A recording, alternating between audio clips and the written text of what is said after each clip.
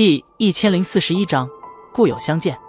熟悉的轻笑声令得柳琴身体因此僵硬而下，片刻后，终于是猛地回过神来，一脸难以置信地望着面前那微笑的陌生青年。你是萧炎？柳琴这话一落，其身后的柳飞娇躯也是猛地一震。萧炎这个名字在他心中同样是留下了难以磨灭的印象。这个当年内院真正的天才，连他引以为傲的表哥柳琴都是感知不上。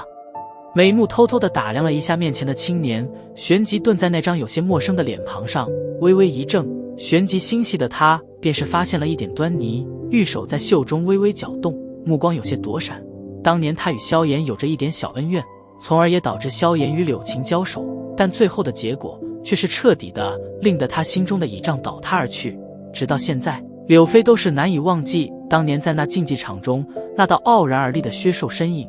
那时候的萧炎尚还只是一个刚刚到达内院不久的少年，然而他的成就却是足以让整个内院为之侧目。真的是他吗？柳飞被齿轻咬着红唇，自古美人爱英雄，萧炎让得他明白，这个世界上比他心目中那近乎无敌的表哥强悍的人还有很多，而这也令得他日后逐渐地收敛了刁蛮，懂得了温婉待人。面貌有些差距，不过这声音应该没错。萧炎笑着摊了摊手，目光在柳琴身上扫了扫，不有些讶然道：七星斗皇，很不错嘛，比林燕都要强上不少啊。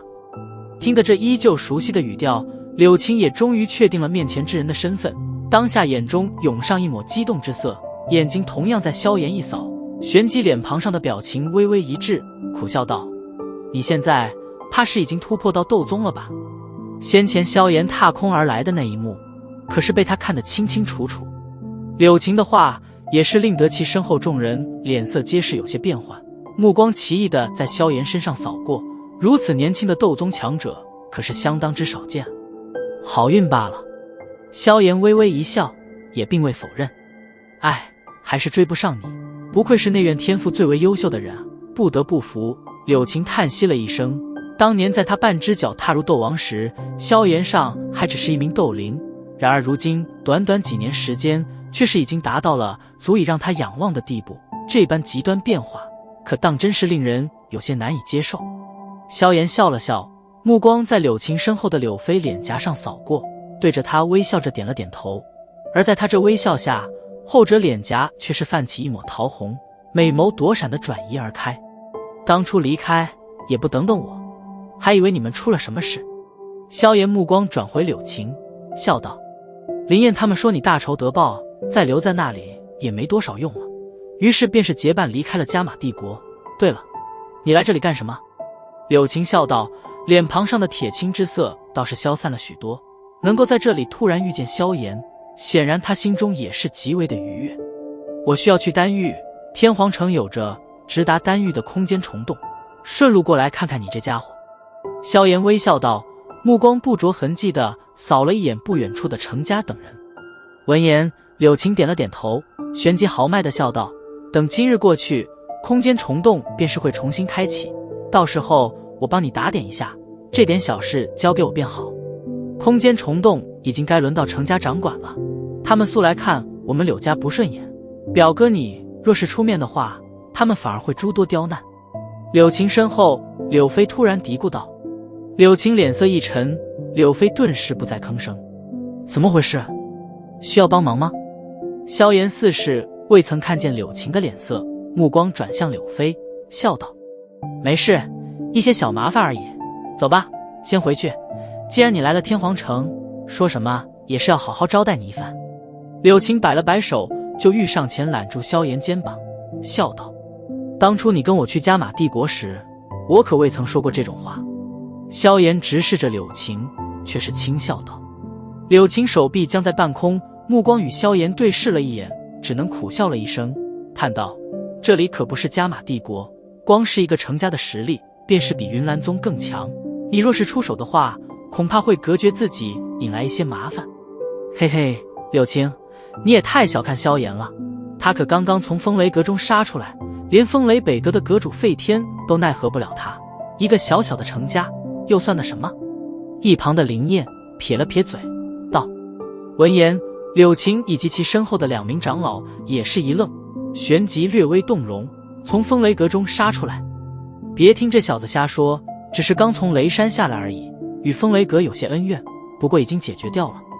萧炎摆了摆手，笑道，语气虽然显得清风云淡，但其中那番惊险，即便是柳琴等人也是能够隐隐有所感觉。柳飞美目中有着许些异彩闪烁，目光缓缓地在萧炎身上扫过。柳琴在略作惊叹之后，略微挣扎了一番，终于是叹道，还不是因为这空间虫洞惹出的麻烦，原本今年是该轮到我柳家掌控，但焚炎谷却是因为需要寻找高阶炼药师，将这东西当作筹码放了出去。那程家不知道在哪找了一位6品炼药师出来，我柳家等级最高的炼药师也不过方才5品。焚炎谷寻找高阶炼药师干什么？以他们的实力，不可能会没有炼药师吧？萧炎略感诧异的道，这个就不太清楚了，不过据说是焚炎谷谷主需要炼制一味丹药，需要一些高阶炼药师从旁协助。柳琴摇了摇头道。萧炎微微点了点头，目光突然投向不远处那位一脸傲气的紫袍老者道，这样说来，只要你们拿出1名品阶比那老头还高的炼药师，那么这空间虫洞便依旧还归柳家掌管。柳琴点点头，望着萧炎，心中不由得升起许些希冀。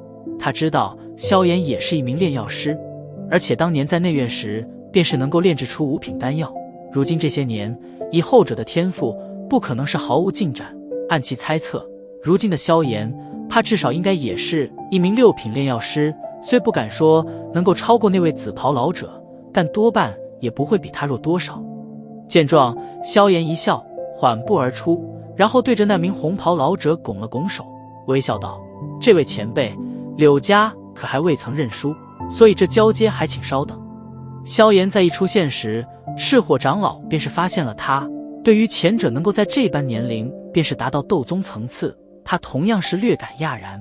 这般成就，即便是焚炎谷中同辈人中也是少有人能够达到啊。若是未曾认输，便将炼药师请出来吧。若是柳家能找出比增修大师更强的炼药师，那么这空间虫洞的掌管权依旧归柳家所用。或许是因为萧炎如今的实力，赤火长老语气倒是松缓了许多，道。闻言，萧炎微笑着点了点头，然后目光转向那名紫袍老者，拱手笑道，既然如此，那便让小子与这位增修大师比试一下，可好？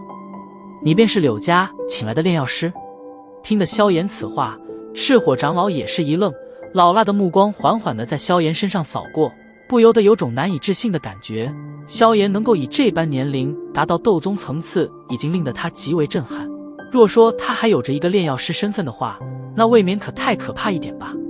斗气修炼与炼药术皆是2条博大精深的道路，要在其中一条中脱颖而出，便是殊为不易。想要在2条路上都是取得不俗成就，能够成功之人可是少之又少。萧炎这番话也同样是引起广场周围围观的人群一阵骚动，不过更多的人都是对萧炎的话嗤之以鼻。